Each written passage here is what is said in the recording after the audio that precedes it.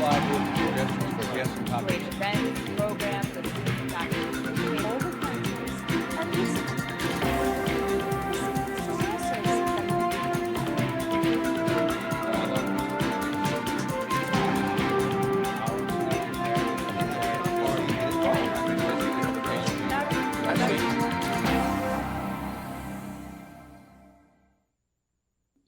Welcome to this week's segment of Dialogue Houston. I'm your host, Lawrence Payne. To those joining us perhaps for the first time here for HCC's TV Dialogue Houston, we can be found now every Tuesday and Thursday at 6 a.m. and at 6 p.m. and again at 3 p.m. As always, in the top of the hour, let me thank you for your thoughtful calls, emails, and text messages concerning previous shows we've aired here on HCC TV, because after all, this is your community affairs, public affairs show on HCC TV, now proudly in its 32nd season. Do I have a great show planned for you now to talk about the realities of schools starting, HISD and beyond, about urban public education. And I could not think of a better person to join me for that discussion than Dr. Patrick Jefferson, administrator with HISD. He'll tell you more about the work he's doing. He's really in the trenches. He really understands the challenges of urban public education. And of course, as we all know, we're in the middle of the takeover of HISD. By TEA and all that that's going on with that. But he also has a lot to talk about the positive things, the programming and things that are going on that many times we do not hear about or know about. And that's why it was important to have him on to kind of balance this kind of, some would say, craziness that is going on right now. So it's important to have many voices and perspectives. So I'll just stop there and say, welcome, Patrick, good to have you here. Thank you. I appreciate it. I want to make one slight correction. I'm at Baylor College of Medicine. A lot of volunteer work. I know you did. We've had a lot going on. A lot of my volunteer work is around children, parents, and schools that attend HISD. Yep. I'm sorry. Go ahead. So kind of kick us off. Tell us what's happening. Well, it's what's been in the news a lot lately is the takeover of HISD, and I know they have another word for it, but that's what it is. And we could probably, spend quite a lot of time connecting the dots between those people in Austin that have an idea of, having more input in Houston. Houston being a strongly Democratic city versus Republican state government, having a more influence on, what kids are taught in school. If you look at all this stuff around CRT and whatever outrage of whatever foolishness around books and things like that. So we probably could spend a lot of time talking about that stuff. But what I've found is when you sit and talk to parents, they hear about that in the news, they read a newspaper, whatever comes on their Instagram feeds or the internet or Twitter or whatever, it becomes white noise in the background to them. Because when school starts, they have some priorities. The priority is, getting their kids back and forth to school, making sure they're safe, making sure they're, fed. And more importantly, is my son, is my daughter reading on grade level? Because they're not reading to the level I think they should be reading to. Are they doing their homework? How can I help with their homework? There's all these electronic connections now to school, and we as parents get confused about what they're supposed to do on what and where, because it's not like they bring home worksheets anymore. How do I engage my son in math homework? My daughter's not doing good in algebra right now. How can I help? So I think those things will serve our community much better than the amount of time we're spending on talking about the state takeover. I think that's very important, and there are people there that can focus on that. But I think the most bang for our buck right now is really engaging parents and helping parents understand how they can help their sons and their daughters in schools right now, what their rights are as parents, and how to engage the school system to get better outcomes for their students. It's the school's responsibility to educate children, but I also tell parents it's their responsibility to make sure their children get an education through the school and hold that school accountable for the education they provide. And in many instances, we send our kids to school, they're professionals, they have degrees, and we just said, okay, we're gonna let you take it over. But it has to be a partnership. We have to have parents engaged and empowering parents and give them the information to be help their students be as successful as possible, because it's really a scary place many times for parents. We think of schools as very open and welcoming places, and they are for children, but not so much for parents. If you walk in and there's this counter at the front desk, there's a school secretary there, and you got to get past her to go and talk to anybody else. And education, we have our own language, we have our own lingo, we have all these acronyms, we have all these tests. Many of our schools now, you have to show your ID to get in. So the notion that this school is a welcoming place in the community, I think it may be some, a memory of yesteryear. And so really engaging parents on how they can best help their children get a quality education. Well, that's a very important point you raise. And let me put it in this way. In the second era of the resegregation of public education, and now that we're majority minority student body populations, it seems to me that I love what you said. I totally agree. Parent education, from all the rights, privileges, everything they can do to help, all that's important. I don't see that happening through the schools or the school systems, but I do remember, I'm old enough to remember where it did happen. Mm-hmm. Where it happened was in churches. Mm-hmm. It happened in churches on the weekend, and particularly on Saturday. And we would gather the parents together and educate them to everything you just talked about, and so they understand what they can do to help their child. And we even lined up tutors. If you needed a tutor, here's where you go to get it, all that stuff. So that may be the time and place to re-engage that segment of our population. And now I'll, just to be inclusive, I'll say church, parish, temple, synagogue, and mosque. I don't care. It's all the same. But to really go back to what we knew worked in that first era of segregation that truly got us through the school system.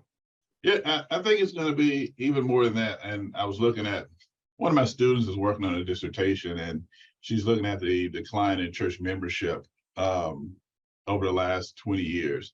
So I think, our faith institutions are very important, but also our community service organizations. I'm a part of the 100 Black Men of Mentoring Houston, and we do mentoring to young men between 8th grade and 12th grade, 6th grade and 12th grade, the second and fourth Saturdays of every month.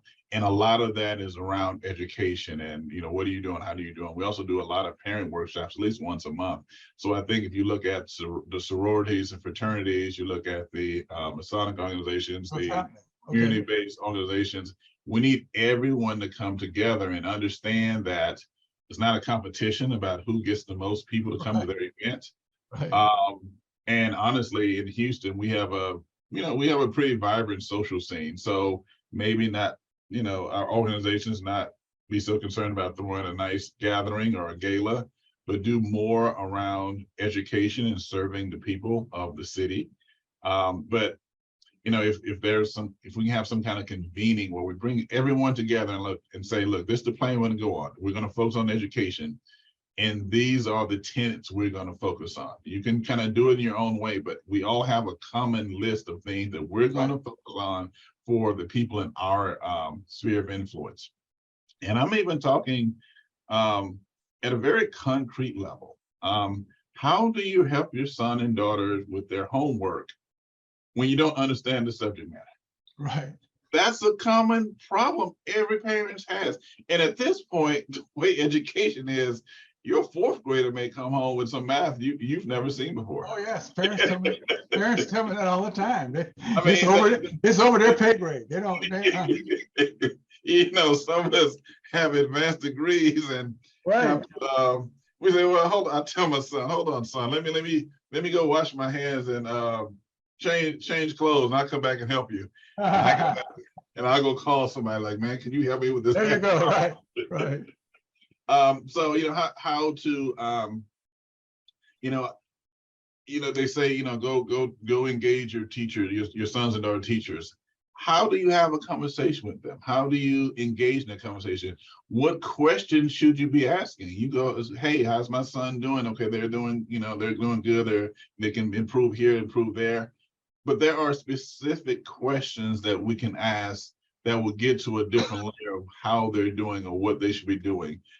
Helping parents understand that in different grades, third grade, fourth grade, fifth grade, ninth grade, 12th grade, whatever it is, what should your child, your son or daughter be doing for that particular grade level that's going to help them master the course material and help them prepare for the next grade? What are those things that they should be doing that are just really on the ground, tangible, everyday, hands-on things that parents can be doing? We don't tell parents that. We just say, be involved in your son's and daughter's education. What does that mean to most people? What does it mean to someone, dad gets up and goes to work 8, comes home about 6, mom gets up, go to work at 8, come home at 6.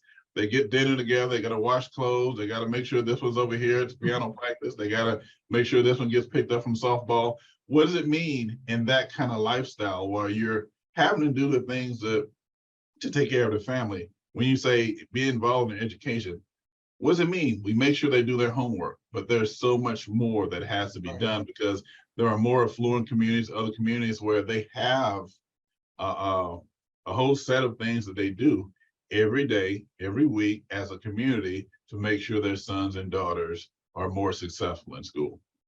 How do we get that message across in the broad context that you just described it? I mean, well, again, and I put a lot of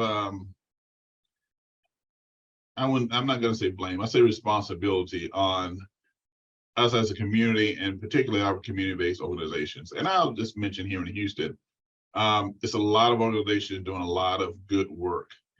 But many times we do more show than substance, and we have to get back for substance. Many of us who are in positions, more comfortable positions, and we are part of these organizations, we have to get our hands dirty, so to speak, and really focus back on what's important, more than being popular, more than being a name, more than just being seen. We have to really understand what our purpose is and have a work together, because the problem is bigger than all of us individually, and work together to come up with a common set of expectation that we have to tackle this problem.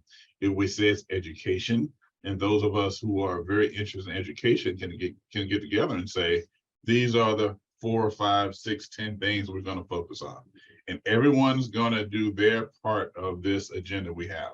If it's on something about reducing youth crime, those people that are part of that can get together. But we have to come together and tackle this as a community of organizations.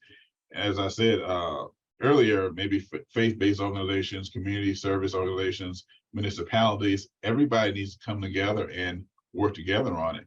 Far too often, what I've seen is a lot of people doing good work, but they're doing good work in their own little corner. So they're doing some really good stuff with 40 kids. Right. And those 40 kids may be spread all over Houston, but they're really doing good stuff with 40 kids. Well, that's only a drop in the bucket if you look at, the number of students we have in our public education systems as a whole.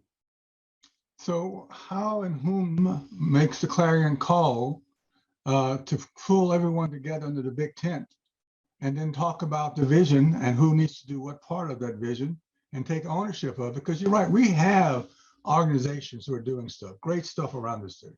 We got lots of organizations, and we got nonprofits popping up all over the place that are trying to serve our school-age children and the population they serve. Some of them know each other, most of them don't. They're kind of working in silos, many of them. But someone, it seems to me, in a community like Houston should be able to call all those together and really work out something that is collectively a plan to make it work. Because as you said, the school system is not going to save our children. We're going to save our children. Yes.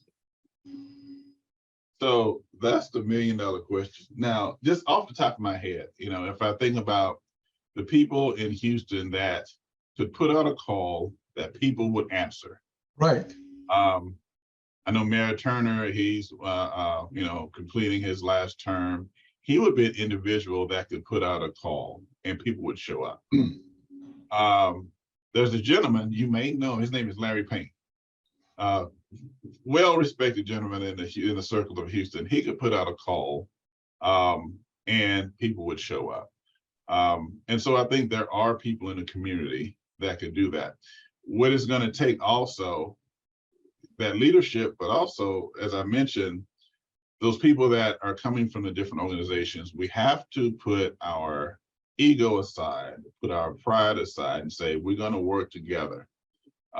It's not about us and our name and what, right. being seen. It's not about who's going to get credit for it. The problem is so great at this point that all that has to go by the wayside. We have to, in the midst of everything that's going on.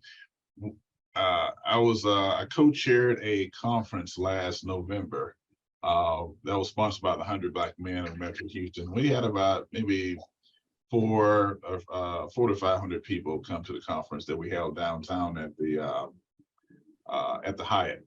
I remember I was unable to make it because I was ill, but I do remember that. Yes. Yes, and we had 4 superintendents there. We had the county office of education, the Harris County Office of Education superintendent. We had Superintendent House that was with HISD at the time. We had the superintendent of Aldine ISD, and we had the current Dr. Anthony Mays, the current superintendent of A-Leaf there. And they really broke down in really plain language the challenges that we face and some solutions that if we came together, we can achieve. They spent about 2 hours on a panel talking as if we were sitting in their living room. They didn't do any of the political talk. They didn't worry about their reputations or their titles. They talked to the audience and said, this is what's going on. This is what's happening. This is where we need help at. And this is what we can do as a community. So I think there are people that are willing to, regardless of their positions, really speak the truth about what we need to do. And I'm thinking, calling those people back and saying, hey, can you come again and let's have a conversation to whoever wants to listen and whoever wants to be a part of the solution. And let's start formulating a plan to do something. And even more than a plan, we need to formulate some actions that we can implement fairly soon, because we always talk about plans and we look at plans down the road, but there are kids sitting in classrooms right now and parents are saying, right, yeah, that's fine and good, but my daughter is in 3rd grade right now. My son is in 11th grade right now. Yeah, right. My grandson, my granddaughter, they're in 5th grade right now. What can you do for them right now? So maybe it is time to call the Parents Education Summit together.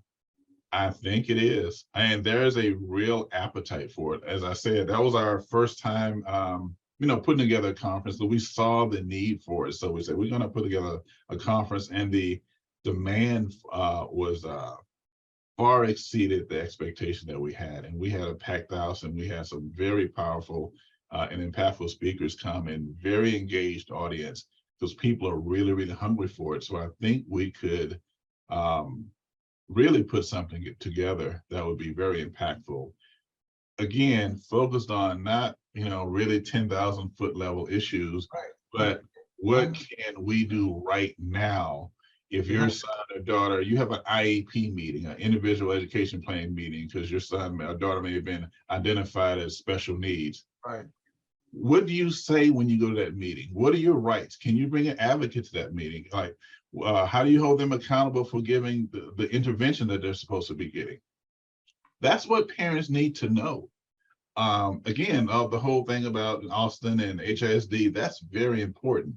But I have this IEP meeting happening next Tuesday. What do I do besides go there and sit where they talk about in this language that I don't understand? How can you help me? Mm-hmm. That's the kind of things we need to focus on.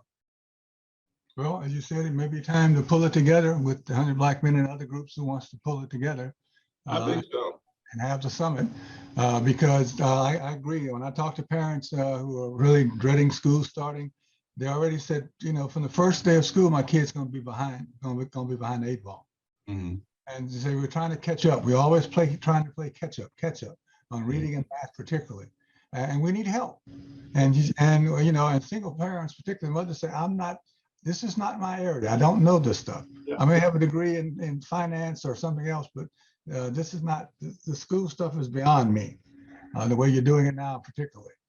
Look, Larry, I have a master's degree in education administration. I have a doctorate degree in education leadership. I can go to my son's school and I find myself getting frustrated trying to navigate the labyrinth there is between getting from the front door to getting speaking to Right. one of the assistant principals.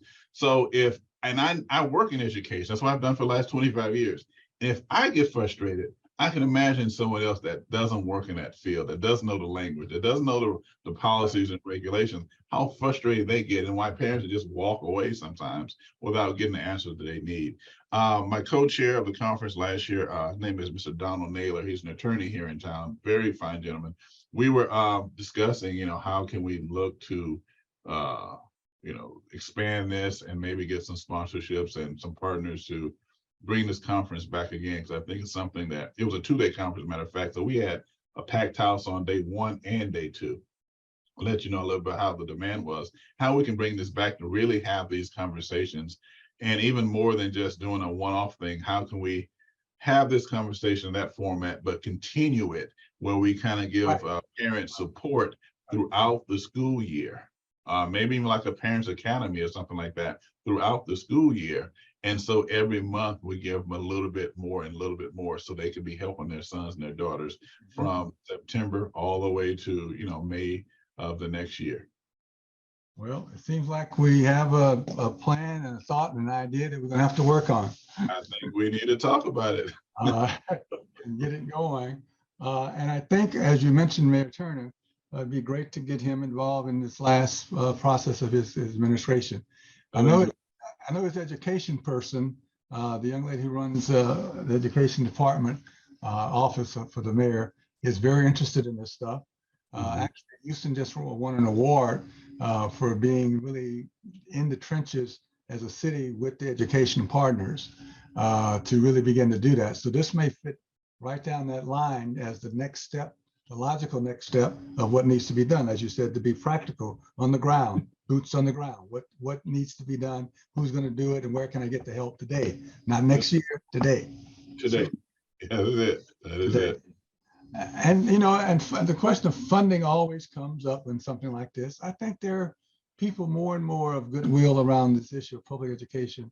The takeover may have even helped this process because everybody's kind of in this lost vineyard of what to do. How can I help? I want to do something. I don't know what to do, and how can I help?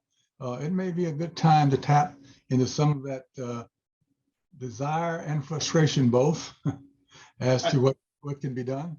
I think so. And you tapped onto something really, really important there. And a lot of people say that. I want to help, but I don't know how. Right. I hear that all the time. Like, what can I do? And I think it'll be an opportunity to really give people a focus and let them know what they can do on a very practical level. But again, as you say, it's a good time for it. And I think if you're looking for, sponsorship or funding for it, I mean, you never can go wrong with saying, this is for education of children. Right. That will never go out of style. That will never be a fad. That will never be a trend. It's one of those staple things. Everybody understands what that is.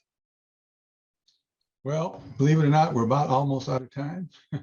It goes by too quickly. It always goes by too quickly. So let me ask you this. In the few minutes we have left, give us some closing thoughts on I just talked to a group of parents last week who are so frustrated with school starting. They don't know who the teacher's going to be for their class. They don't know anything. Everybody keeps telling them a different story. And they say, well, I've never been so lost. I've never been so lost in the beginning of a school year as I am this coming school year. Well, number one, I always talk to your children. Talk a lot. Ask them how did their day go? Ask them, did they like their teacher? And because it's the first weeks of school, ask them about their homework. Ask them if they understood their homework. Ask them to explain what they're doing. That really kind of gives you an insight of what's going on in your child's classroom because you hear it directly from your child. And engaging in those conversations really sets the standard of what's important to you as a parent. And our children pick up on what's important to us. And Right. so every day you go home, I know you're tired, it's traffic, you got to go on the 45 or the 59 and getting home and you're tired, you got to get dinner, but take 5-10 minutes and just sit down with each one of your children and say, how was school today? What y'all cover? And at first they may just say, oh, it was fine, it was okay. But if you keep asking, they will engage in conversation with you. Mm-hmm. That's what I would say. And that will help alleviate some of that frustration because some of that information you kind of can glean from your children. Number two, don't stop asking questions. Even if you have to write down the question you didn't get an answer to, keep asking the questions. Because part of it is it's a war of attrition. Well, if they get frustrated, they'll stop asking, they'll start coming around. You can't get too tired and give up the fight because it's about our children. And if we're going to fight for anything, what's more important to fight for? Amen. So we have our work cut out for us. The question of behind all of this is still the question of equity, right? Yes. And it's still the booger bear that nobody wants to talk about. And you have all these unfunded mandates and all this craziness going on, even the securing of the classroom and no money to pay for it, but yet you expect to have a secure person in every. So the equity question seems to me on the verge of the 70th anniversary of Brown versus Board of Education next year, 70th anniversary already. That this equity question has never been answered, never been willing to be fully addressed. And I'm not going to try to get into it now because they're telling me I got 30 seconds left. But I just wanted to mention that is really the core of much of these issues and problems that we've talked about today. And so we're going to have to look at that in a sincere way and get people honest about the equity question. Well, we got to get out of here. Dr. Patrick Jefferson, Baylor College of Medicine, I thank you so much for being part of the show today. And I appreciate all your comments. And we're going to have to work on that summit the way it looks. I think so too. Thank you. I appreciate you having me on. All right. Thank you. All right. Until we come together for Dialogue Houston again, as always, please, everyone, be safe, be well, and peace, power, and love.